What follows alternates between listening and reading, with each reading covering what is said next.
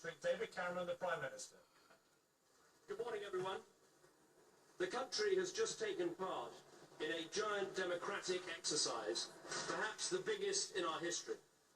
Over 33 million people from England, Scotland, Wales, Northern Ireland and Gibraltar have all had their say.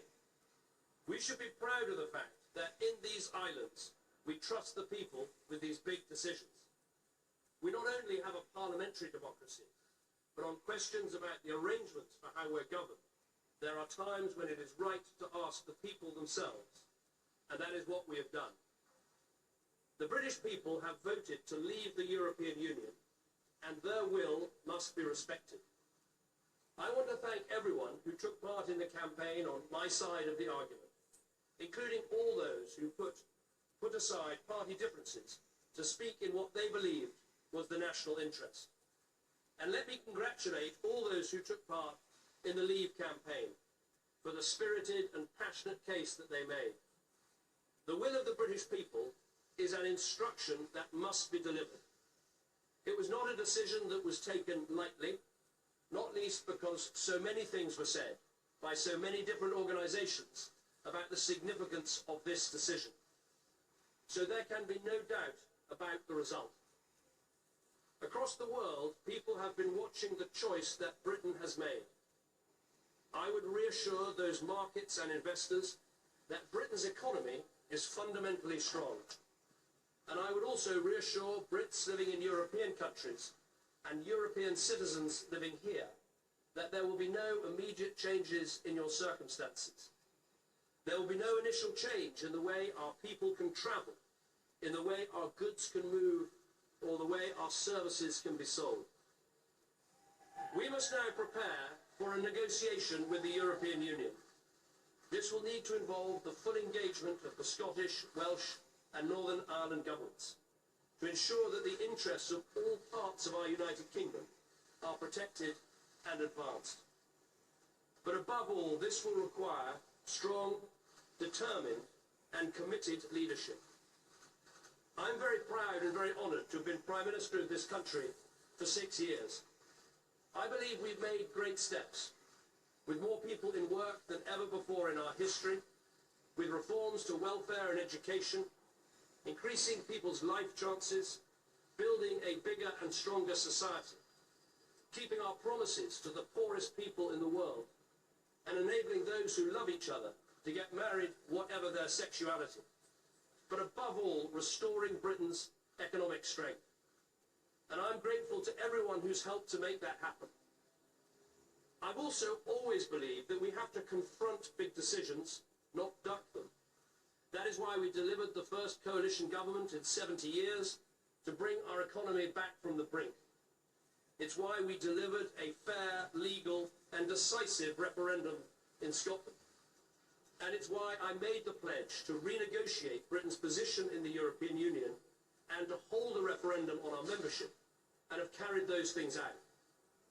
I fought this campaign in the only way I know how, which is to say directly and passionately what I think and feel, head, heart and soul. I held nothing back. I was absolutely clear about my belief that Britain is stronger, safer and better off inside the European Union.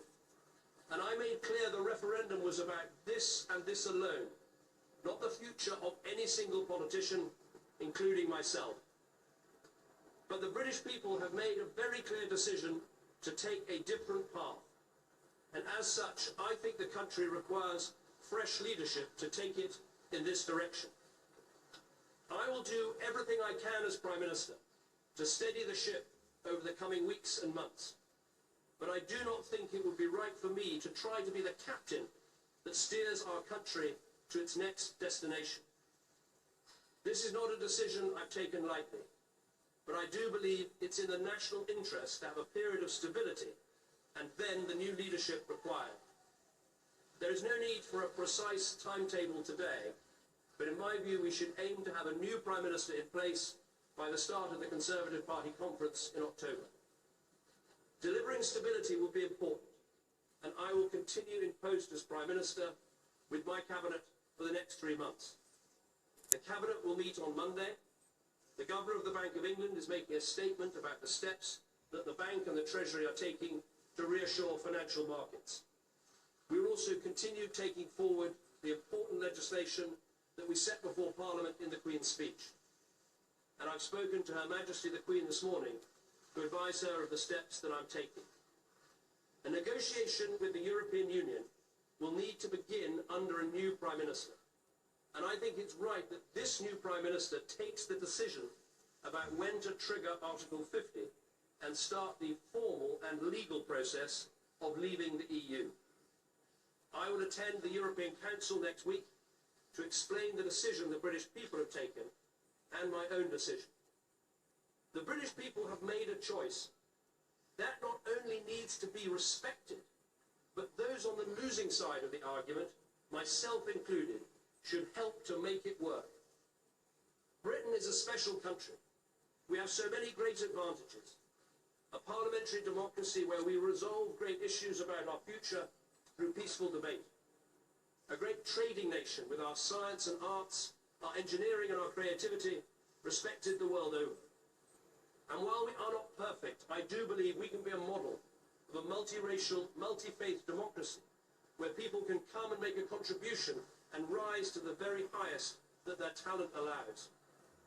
Although leaving Europe was not the path I recommended, I am the first to praise our incredible strengths. I've said before that Britain can survive outside the European Union, and indeed that we could find a way. Now the decision has been made to leave, we need to find the best way. And I will do everything I can to help. I love this country, and I feel honoured to have served it. And I will do everything I can in future to help this great country succeed. Thank you very much. Absolutely extraordinary.